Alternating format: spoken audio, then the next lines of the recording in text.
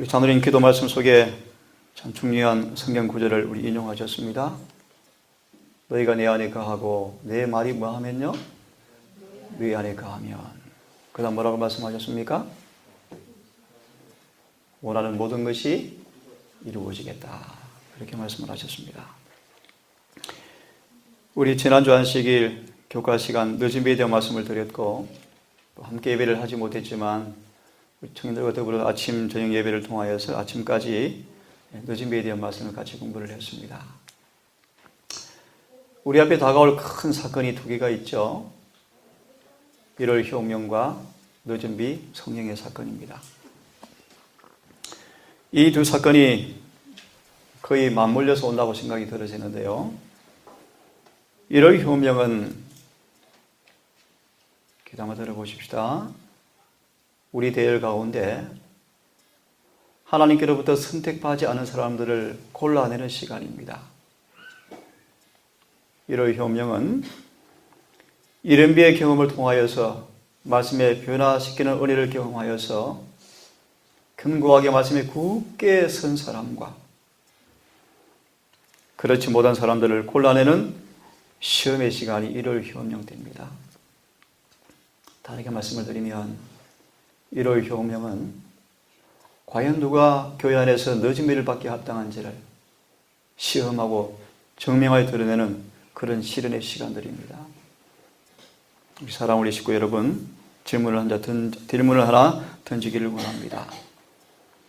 우리가 지금 늦은 비의 때에 살고 있죠? 늦은 비를 간절히 구하고 받을 준비를 하셔야 되고 늦은 비를 받아야 합니다. 늦은 비를 받는다라는 뜻이 어떤 뜻이라고 이해하시고 알고 계십니까?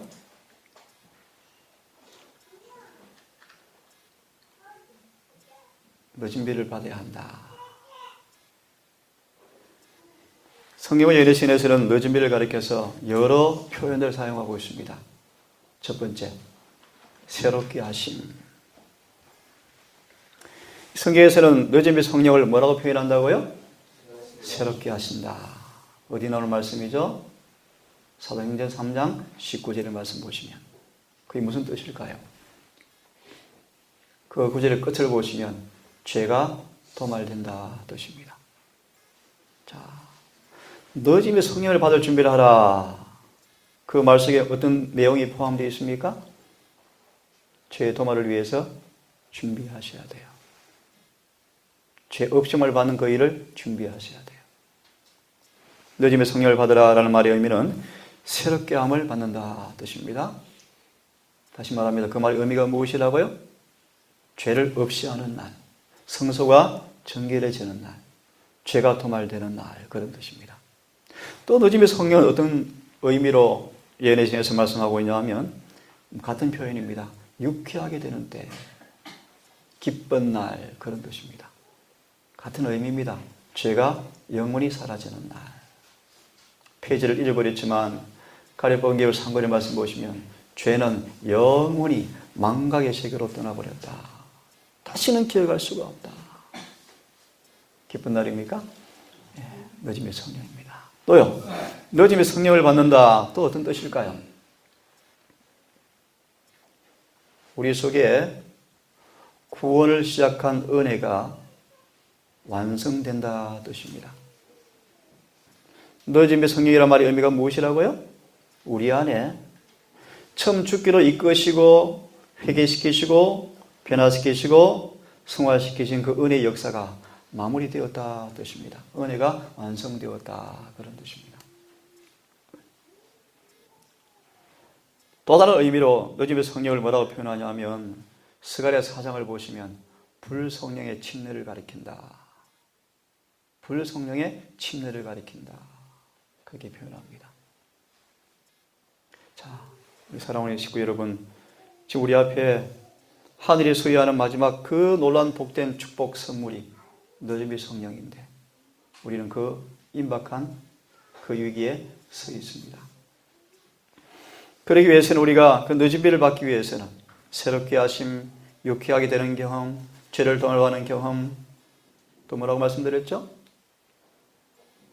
은혜가 완성되는 것, 불성령의 침례, 성령 충만 같은 뜻입니다. 이를 경험하기 위해서는 반드시 지금 우리가 무엇을 받는 일에 열심을 내야 합니까? 이른비 성령이에요. 이른비 성령.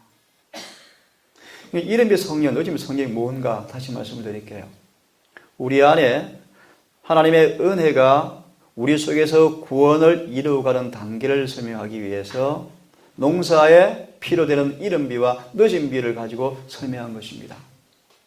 다시 말합니다. 죄인 속에 주님을 통해 주어지는 이 은혜의 역사, 마치 농사 속에서 파종할 때 이른비가 필요하고 또 계속 자라기 위해서 이른비가 필요하고 또 이른비를 통해서 결실을 맺어서 익어갈 때 완전히 익혀서 추수하기 위해서 늦은비가 필요한 것처럼 우리가 막 예수를 처음 영접하고 우리 안에 구원이 마무리되는 그 단계까지 모든 전 과정 속에 이루어지는 은혜의 역사의 과정을 이른비와 늦은비로 표현하고 있습니다. 자, 그럼 지금 우리가 뭘 받는 일에 열심을 내셔야 합니까? 이른비 성령을 받으셔야 돼요. 이른비 성령을 받는다. 무슨 뜻일까요? 오늘 주제는 아니지만 하나만 언급하고 이제 오늘 복음의 능력에 대한 말씀을 드릴 텐데 한 가지 말씀을 드리겠습니다. 날마다 우리의 마음속에 잘 들으십시오. 예수의 품성이, 그분의 의가 날마다 전가되어진다. 다시 말하면 예수님의 품성이 내 품성으로 날마다 옮겨져 오는 그런 경험이 이른비의 모습 가운데 하나입니다. 여러분, 날마다 산상수훈의 말씀처럼 그분의 거룩한 품성을 명상하는 가운데서 그분을 닮지 않은 죄를 뉘우치고 회개하고 용서를 구하고 그분 안에 아름다운 광채를 빛나는 그 의를, 그분의 품성을, 흠도 점도 없는 순결한 그분의 속성을 간절히 구하여서 내 속에 그분의 의가, 그분의 품성이 내 품성을 대신해서 내 삶 속에 그분의 의가 드러나는 경험이 뭐라고요? 이름이 성령이다. 이 경험이 충만히 되어져서 잘 들으십시오. 계시록 3장 3절 4절 5절의 말씀처럼 이 받은 의를 마귀한테 빼앗기지 않고 지키는 사람들, 이걸 다르게 표현해드리면 승리하는 사람들, 이기는 사람들, 결정과 결함과 죄를 극복하는 사람들, 그런 뜻입니다. 그런 사람들에게 늦은 비가 주어집니다. 자, 오늘 이 시간, 짧은 시간 복음의 능력을 체험하라 라는 말씀을 좀 드리기를 원합니다. 다 함께 요한계시록 10장 7절의 말씀을 한번 봉독하겠습니다.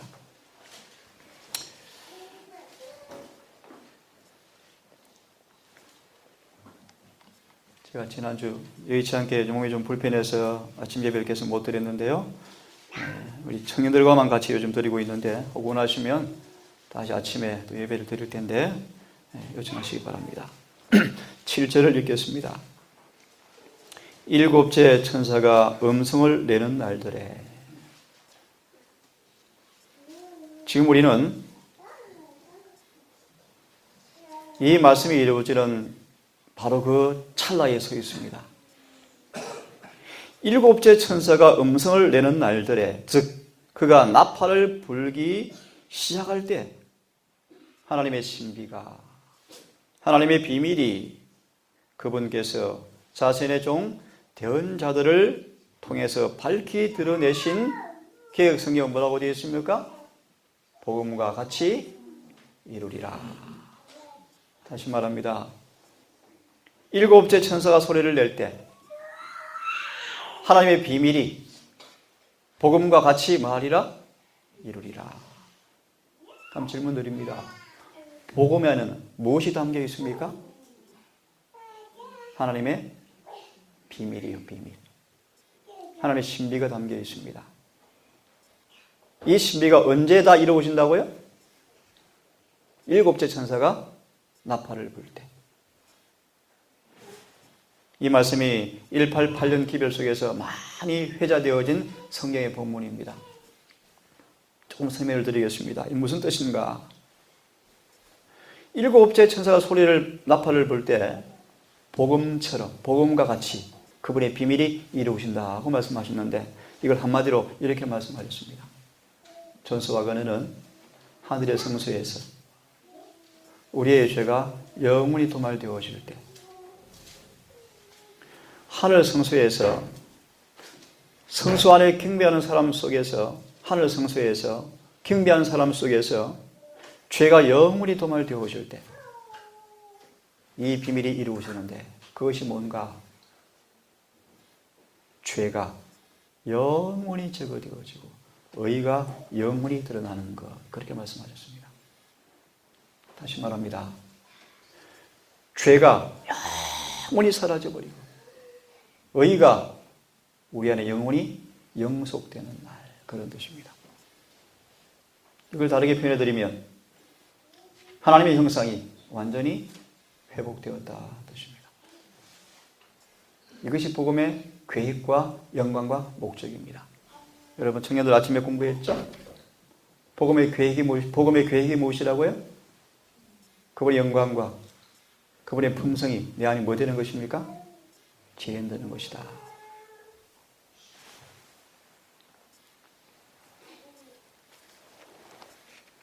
펴지 않고 바로 읽어드립니다. 내가 복음을 부끄러워하지 아니하노니, 이 복음은 믿는 모든 자들을 구원하시는 뭐라고요? 하나님의 능력이라. 차별이 없다. 헬라인이건 유대인이건 아무런 차별이 없다. 이 복음의 능력이 무엇인가에 대해서 하나 언급해 드릴 마음이 있는데요. 베드로 전서를 한번 펴시기 바랍니다. 베드로 전서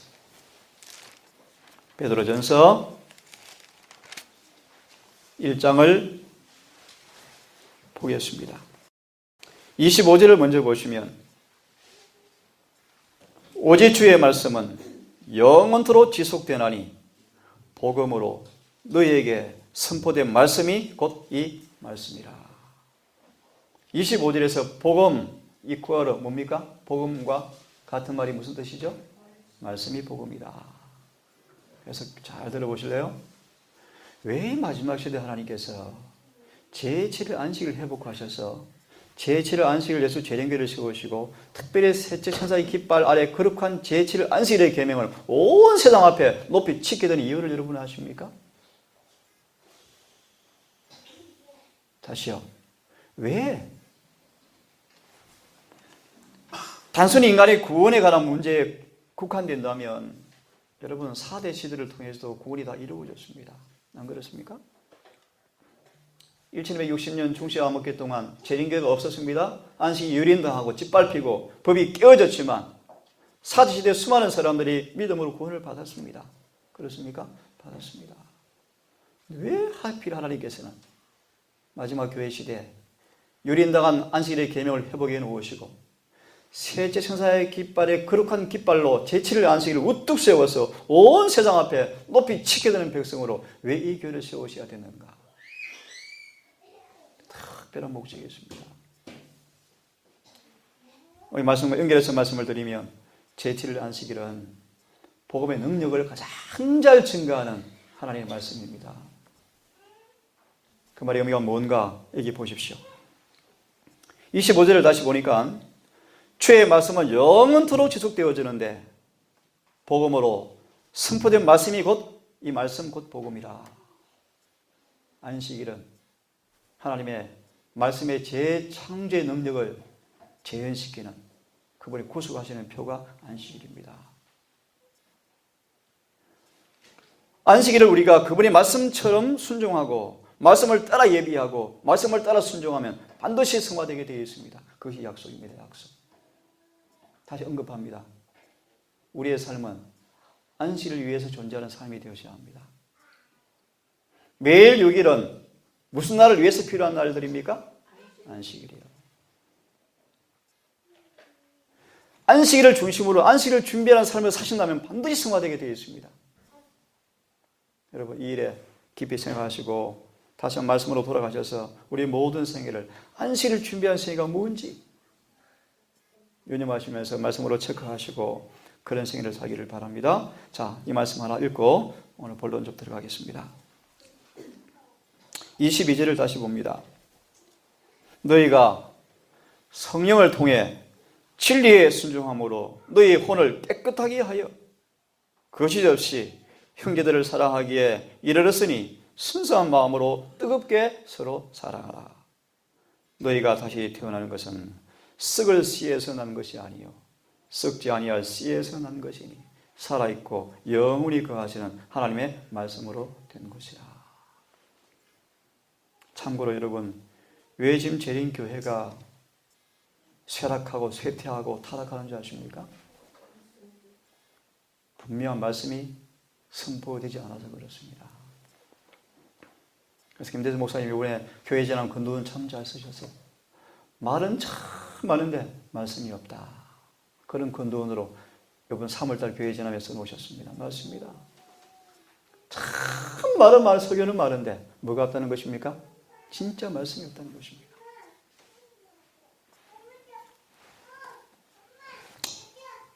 오늘 제가 역대하 11기하 2장의 말씀을 좀 가지고 나왔습니다.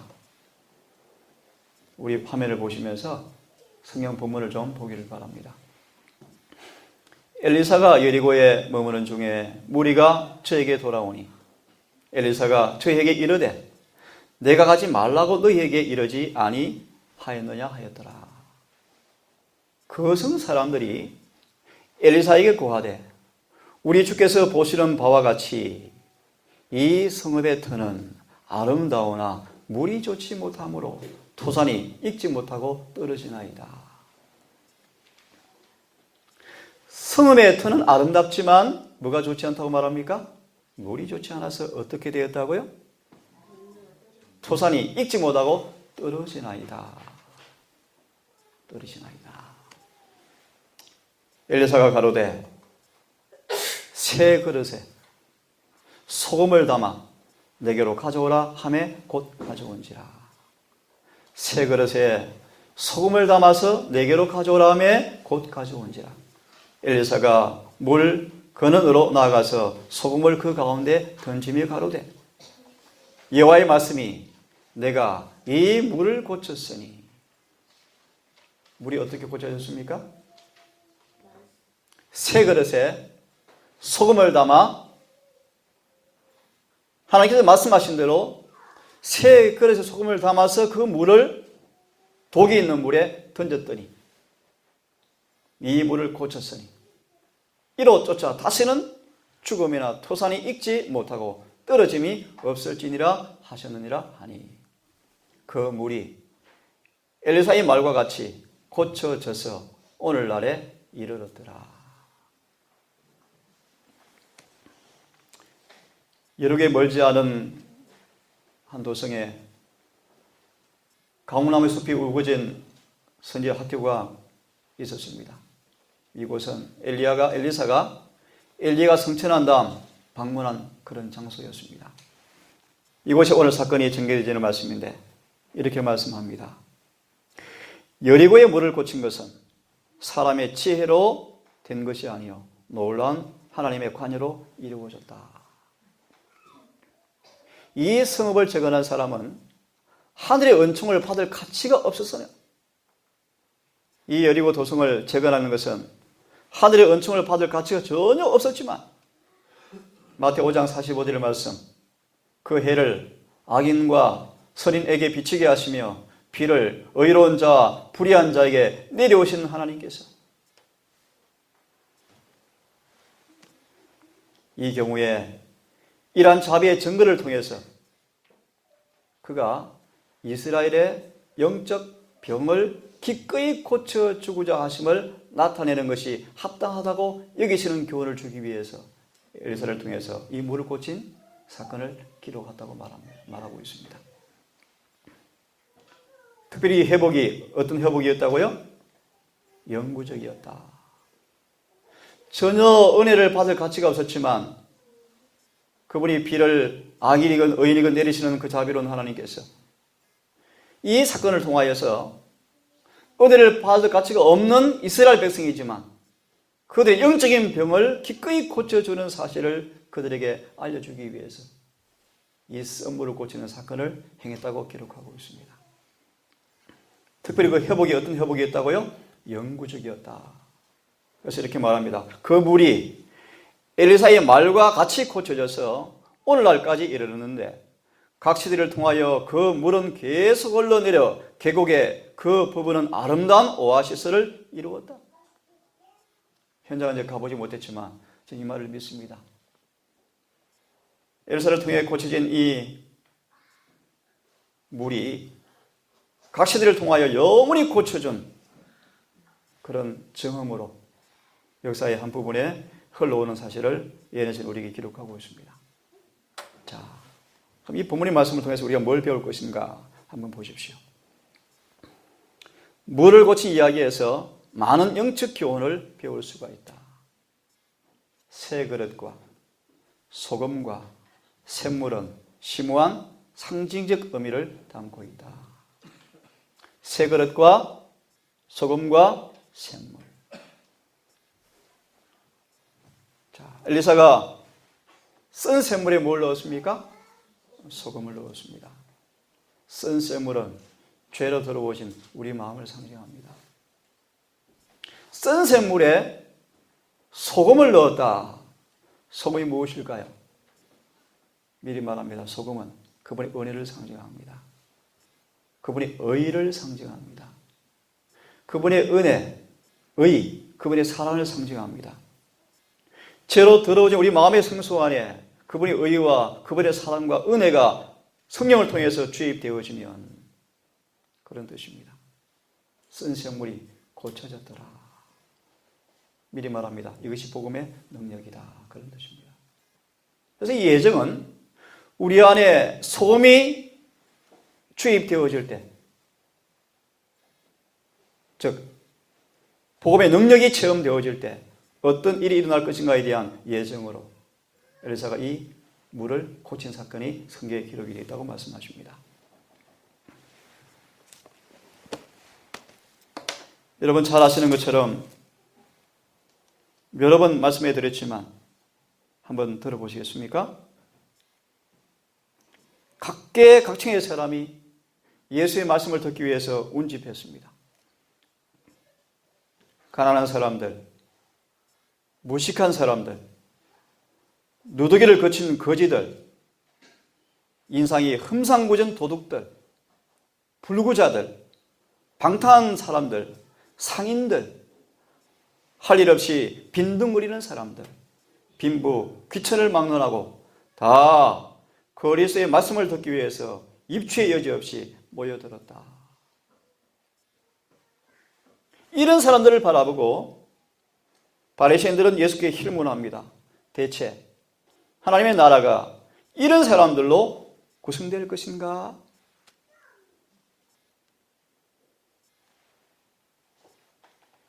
이 말씀 앞에 주님께서 답하신 것이 뭐냐 하면 천국은 마치 여자가 가루 서말 속에 갖다 넣어 전부 부풀게 한 누룩과 같다. 도둑들, 깡패들, 거지들, 무식한 사람들, 상인들, 흠상궂은 사람들, 백수들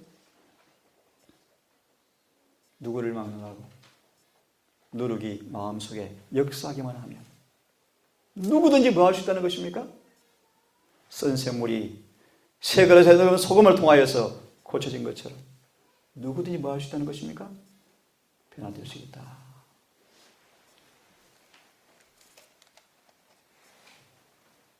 이 능력이 역사할 수 없을 만큼 극악하고 타락하고 저속한 사람은 아무도 없다. 분명히 말씀을 드립니다. 복음의 비밀이 이루어진 사람만 이마에 인을 받습니다. 여러분 늦은 배를 받습니다. 늦은 배를 받아야만 죄가 도말되어지고 인을 받습니다. 늦은 배를 받을 사람들은 반드시 변화된 사람들입니다. 이른 배의 경험을 통하여서 그분의 증가된 의가 내 의가 되어서 내 삶 속에 그 의가 심겨지고 굳어져서 어떤 시험과 유혹에도 의를 빼앗기지 않고 승리하는 사람들입니다.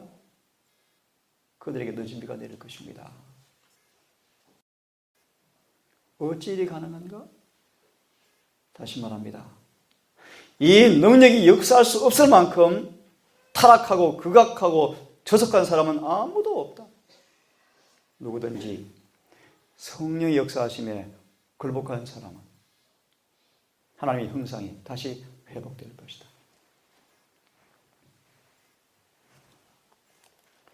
빈부 귀천을 막론하고 구원을 얻고자 하는 모든 사람들은 이 같은 성령의 역사하심에 복종해야 한다.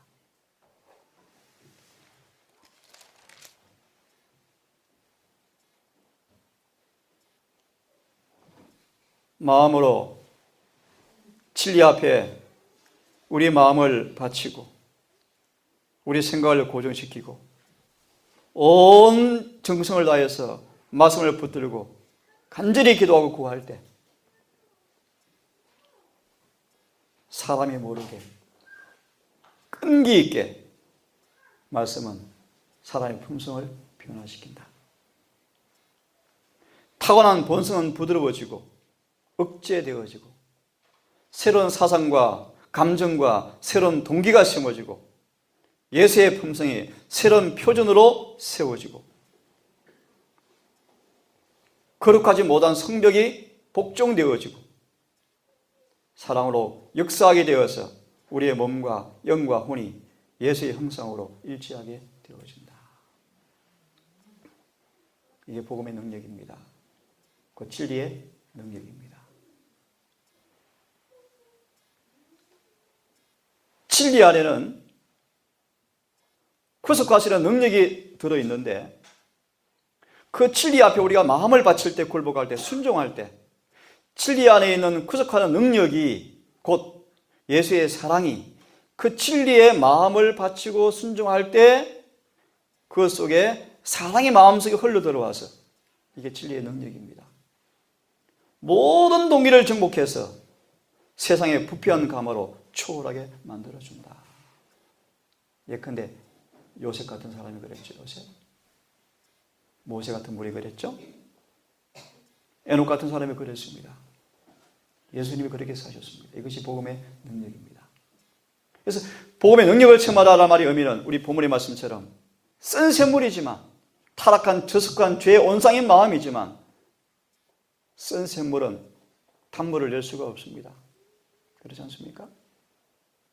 이 샘물이 새 그릇에 소금이 담긴 것으로 소금이 넣어져야 샘물이 바뀌는 것처럼 우리 안에 의가 들어와야 합니다. 그 의가 어떻게 들어온다고요?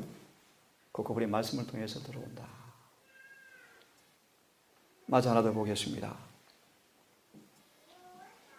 우리가 온 마음으로 진리를 사랑하고 진리에 마음을 바칠 때 그 진리의 누룩은 경쟁심이나 야심이나 으뜸이 되고자 하는 마음을 갖게 하지 않는다. 이게 말씀의 능력이죠. 그 진리의 누룩은 이기적이거나 변하기 쉬운 것이 아니라 사람의 칭찬에 의존하지 않고 하나님과 영혼에 대한 사랑으로 가득 차게 되어지고 자신을 내세우지 않고 자신을 업적을 높이 세우지 않고 다른 사람을 사랑하고 그들의 동기와 말과 행동이 오해를 받고 오전될지라도 화를 내지 않고 묵묵히 따라간다. 그들은 친절하고 살이 깊고 겸손하며 항상 긍휼을 품고 사랑을 순리하고 소망에 가득 차 있다. 이것이 복음의 능력을 가진 사람들의 모습입니다. 진리가 성령을 통해서 마음에 심겨진 사람들의 모습입니다. 늘 진리 앞에 마음을 바친 사람들의 모습입니다. 다시 말합니다. 복음의 능력을 체험하고 있는 사람들입니다. 더 나아가서 저희 기도 제목 가운데 한 부분인데요. 그분의 은혜가 우리의 성정과 음성까지 주관해야 한다. 그 같은 은혜의 역사가 우리 형제 사이에서 나타나는 예절과 부드러운 관계 속에서 찾아볼 수 있고 친절한 말과 격려의 말 속에서 나타난다. 한 말씀을 더 보고 조금 더 보겠습니다. 이 말씀까지 참 보십시오. 얼마나 놀라운 복음의 능력의 깊이와 높이를 드러내는지 모르겠습니다. 진리는 용모에까지 기록되고 하늘의 평화가 얼굴에 나타난다. 그들의 얼굴에는 끊임없는 온유가 나타나고 사람 전체를 변화시켜서 거친 행동은 세련되어지고 난폭한 기질은 온순해지고 이기심은 관대해지고 진리의 노력으로 순결치 못한 자가 어린 양의 피에 씻음받아 깨끗하게 되어지는데 이 모든 것은 진리를 통해서 이루어진다. 그리하여 생명을 주는 능력으로 말미암아 진리가 모든 사람의 마음과 뜻과 힘을 신령한 생애와 일치되도록 해줄 것이다. 그래서 여러분 늦음이를 받았다, 인을 받았다 뜻을 에스겔 9장 4절은 뭐라고 말씀하던가요? 진리가 항구적 원칙으로 지적으로 영적으로 더 이상 흔들리지 않게 마음에 딱 심겨져서 영혼이 고정된 상태를 가리킵니다. 이것이 인침받는다. 그분의 말씀이 온 정신을 딱 사상을 딱 통제해서 마귀가 어떤 시험을 가지고 와서 유혹할지라도 예수님처럼 기록하였으되 요셉처럼 즉시 기록하였으되 라는 말씀으로 승리하는 사람들. 이것이 어떤 상태다고요? 인쳤다, 인침받았다 뜻입니다. 인침받았다.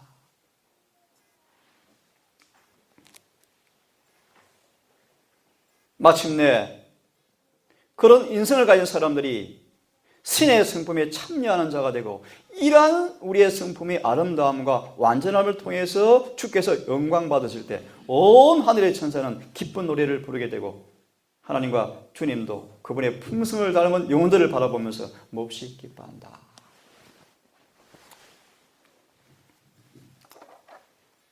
특별히 그 다음 인용하는 구조의 말씀은 우리를 세상의 소금이라고 또 말씀하죠.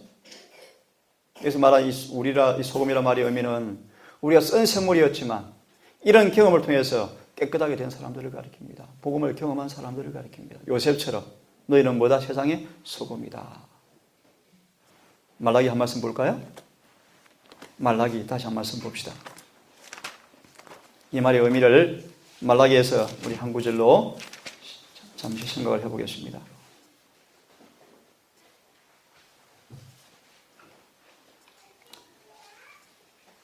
6절을 보시면 소금, 너희는 세상의 소금이라 라는 의미의 소금. 6절을 읽겠습니다. 말라기 2장 6절입니다.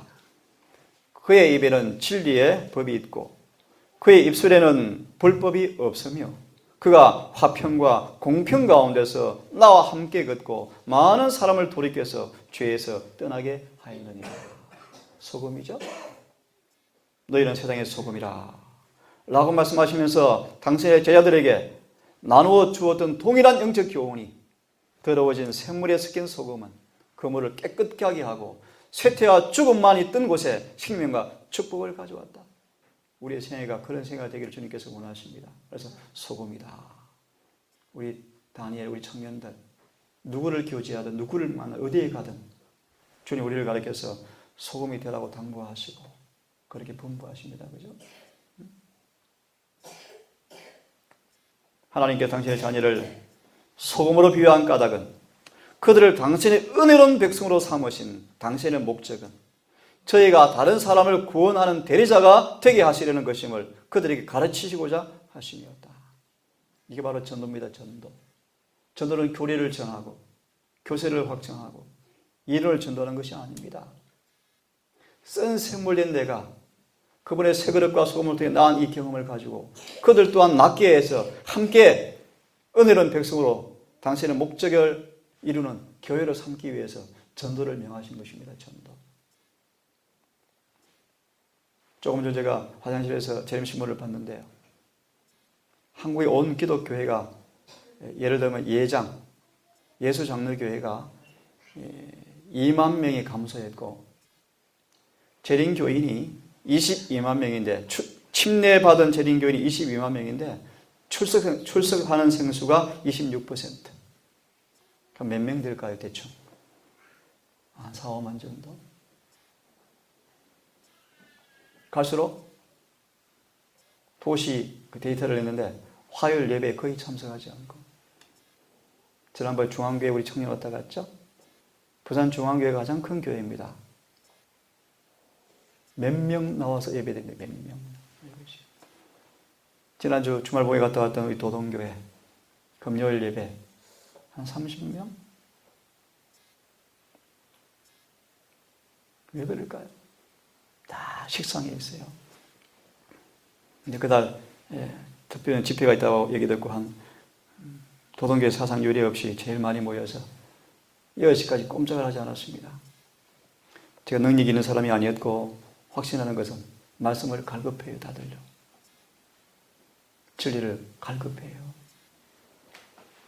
자, 사랑하는 우리 동산 식구 여러분, 이 동산교회가 이런 교회가 되기를 정말 간절히 바랍니다.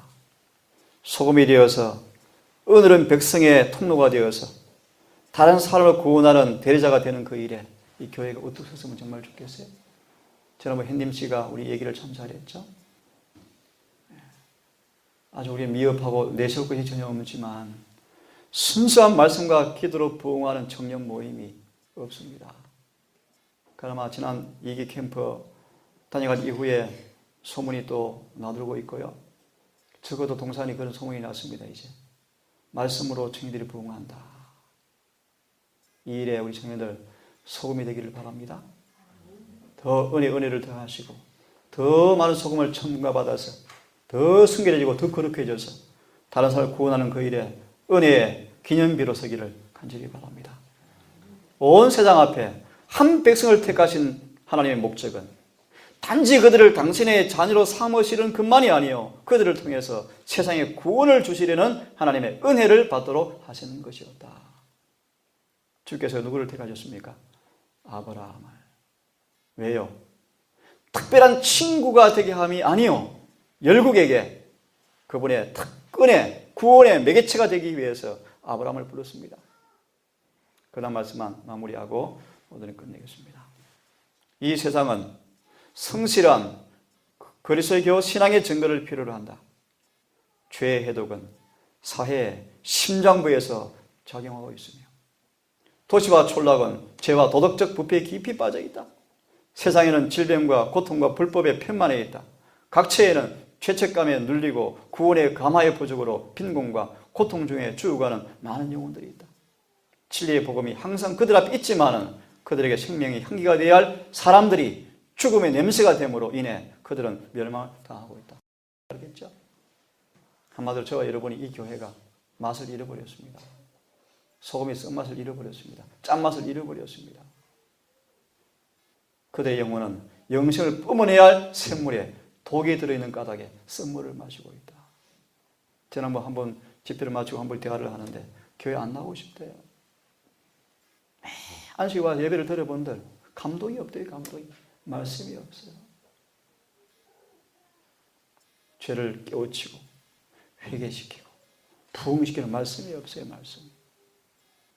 행사는 천만한 행사는. 어제 한 분을 만나서 대화하는 중에서 그런 고백을 들었습니다.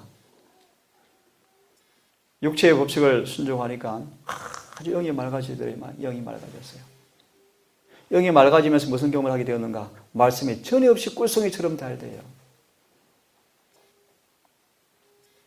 여러분 이곳에서 많은 부분이 부족하지만 그럼에도 불구하고 여러분 말씀과 증거의 표준 따라 살고자 하는 거룩한 순수한 분들이 모인 곳입니다. 그의 비례해서 여러분의 삶 속에 오늘 말씀을 충고를 삼으셔서 그들의 영혼은 영생을 뿜어내야 할 샘물이 되어야 하는데 독이 들어있는 까닭에 쓴물을 마시게 하는 그런 우를 범치 않기를 간절히 바랍니다. 오늘도 한 사람이 또 문자가 왔어요. 엄마 데리고 공부하러 가면 됩니까? 미안하다. 집사 일주일간 쉬어야 된다. 좀 미안하다. 그랬어요. 또 사람들이 오려고 합니다. 동안 식구들이 더 건강하고 또 영적으로 튼튼하셔서 앞으로 올 영혼들을 잘 감당하는 그런 그릇들로 좀 준비됐으면 정말 좋겠고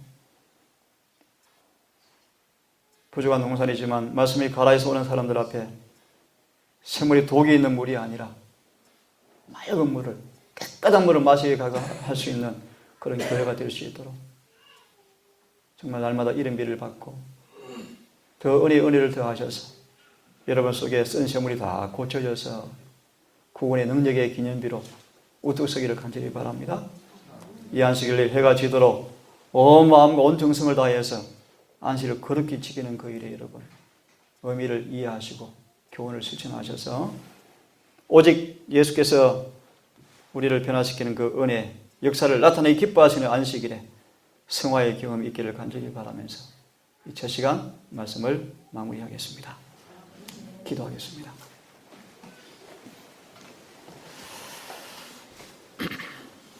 자비하신 아버지,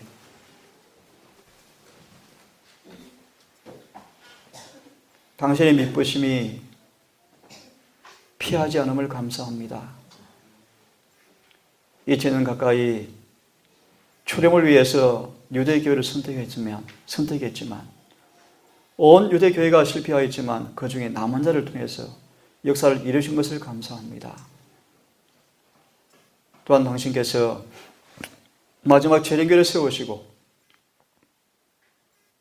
백수십 년 동안 인내스럽게도 당신의 목적을 이루어왔음을 믿고 감사합니다. 슬픈 사실은 또다시 우리의 모습이 제2의 영적 이스라엘 이 교회가 교회적으로 또 이 일에 초기 유대교회처럼 실패하는 모습이 보여갑니다. 하나 문제는 아버지 이 중에 남은 자가 있음을 감사합니다.